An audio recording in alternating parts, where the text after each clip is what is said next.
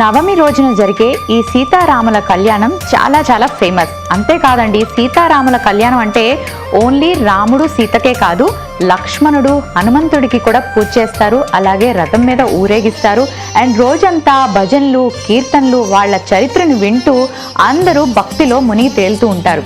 And ఈ టైంలోని సీతారాములకి అంటే పక్కాగా ప్రతి ఒక్కరు చేసి పెట్టే నైవేద్యం ఏదో చెప్పనా? వడపప్పు. వడపప్పు ఎందుకు చేస్తారు అసలు శ్రీరామనవమి రోజు మీకు తెలుసా? సరే, కొంతమందికి తెలిసే ఉంటుంది, అయినా మరొకసారి నేను చెప్తాను. సీతారాముల కళ్యాణం మిట్ట మధ్యాహ్నం 12 గంటలకు జరుగుతుందండి. ఆ టైంలో అందరూ భక్తితో ఈ కళ్యాణాన్ని చూడటానికి వస్తారు. కానీ ఇది ఆల్మోస్ట్ మార్చి ఏప్రిల్ నెలలు అంటే ఎండాకాలం కదా, ఈ టైంలో వడదెబ్బ తగిలే అవకాశాలు కూడా చాలా ఉంటాయి. కాబట్టి ఈ టైంలో వడపప్పు తినడం ఎంతో మంచిదంట. అందుకే వడపప్పుని స్వామివారికి నైవేద్యంగా పెట్టి అలాగే భక్తులు కూడా స్వీకరిస్తారు. వడపప్పు వల్ల మన బాడీకి ఎంతో చలవ చేస్తుంది, అంతేకాకుండా జీర్ణశక్తి కూడా పెరుగుతుందంట. మరి అలాంటి చక్కటి వడపప్పు నైవేద్యాన్ని ఇప్పుడు ఈ రోజు శ్రీరామనవమి పండుగ స్పెషల్లో చూపించబోతున్నాను. మరి స్టార్ట్ చేయనా? విష్ణుమూర్తి 7వ అవతారమే మనకి రామ అవతారం అన్నమాట. అండ్ ఈ రామ అవతారంలో మీరు ఈ రాముడి కథ వినే ఉంటారు కదండి. రామాయణం అందరికీ తెలిసిందే. మళ్ళీ ఈ తక్కువ టైంలో నేను మీకు రామాయణం మొత్తం చెప్పలేను కాబట్టి కొంచెం చెప్తాను అనమాట.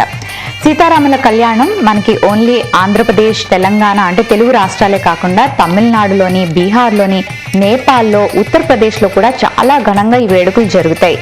ఈరోజు సీతారాముల కళ్యాణం అనగానే చాలామంది సీతారాములకి చక్కగా మంచి చీర, సీతమ్మ తల్లికి అలాగే రాముల వారికి బట్టలు పెట్టడం, కళ్యాణం చేయడం ఇలాంటివన్నీ చేస్తారు. కొంతమంది కొన్ని ఊళ్ళలో అంటే కొన్ని రాష్ట్రాల్లో ఏం చేస్తారంటే సీతారాముల కళ్యాణం వాళ్ళ దగ్గర విగ్రహాలు ఉంటాయి కదా, వాటిని పొద్దున్నే లేచి వాటి స్నానాలు చేయించి చక్కగా రెడీ చేసి ఉయ్యాల్లో కూర్చోబెట్టి ఊపి అండ్ అలాగే చక్కటి రథం మీద కూర్చోబెట్టి ఊరేగించి ఇలా ప్రతి ఒక్కరు అంటే వివిధ రాష్ట్రాల్లో వివిధ రకాల్లో ఈ ఫెస్టివల్ని సెలబ్రేట్ చేసుకుంటూ ఉంటారు.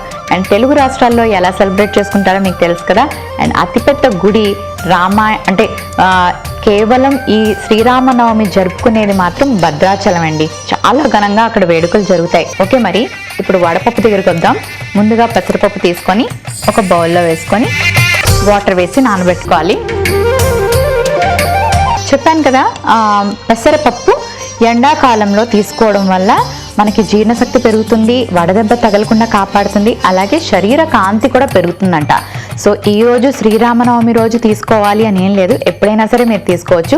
కానీ భగవంతుడికి మాత్రం ఇది ఇలా వడపప్పు ఎంతో సింపుల్గా, మనం పెద్దగా కష్టపడకుండా స్టవ్ ఆన్ చేయకుండా ఎంత బిజీగా ఉన్నా ఈ చిన్న నైవేద్యం చాలా సింపుల్గా తయారు చేసుకునే నైవేద్యం పెడితే ఆయన ఎంతో ఆనందపడిపోతారంటండి. మరి మీ ఇళ్లలో ఎప్పుడైనా పూజ చేశారనుకోండి, చాలా హడావిడిగా ఈ ప్రసాదాలు ఆ ప్రసాదాలని ఎంతో టైం వేస్ట్ చేస్తూ ఉంటారు. కానీ దేవుడి కోసం చేసేది ఎప్పుడు టైం వేస్ట్ అవ్వదు. టైం సరిపోకపోతే అయ్యో ఈరోజు నేను ఒక చక్కటి నైవేద్యం దేవుడికి పెట్టలేకపోయాను అని చాలా మంది బాధపడుతూ ఉంటారు. ఈసారి ఎప్పుడు అలా బాధపడకండి. మీ ఇంట్లో పెసరపప్పు కంపల్సరీగా ఉంటుంది కదా, నానబెట్టి చక్కగా దేవుడి దగ్గర వడపప్పు నైవేద్యంగా పెట్టండి. ఏ భగవంతుడైనా సరే చాలా ఇష్టంగా సేవిస్తారంట. వినాయకుడికి కూడా వడపప్పు అంటే చాలా ఇష్టం, అలాగే రాముల వారికి కూడా వడపప్పు అంటే చాలా ఇష్టం.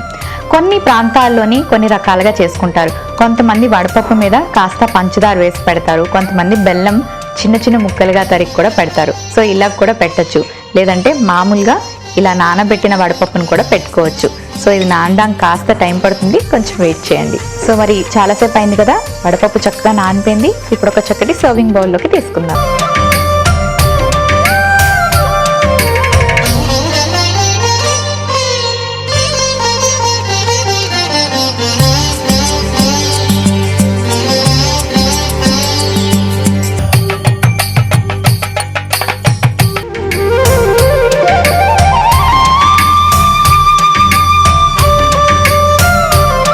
సో ఎండాకాలం నాడు శ్రీరామనవమి రోజున తప్పకుండా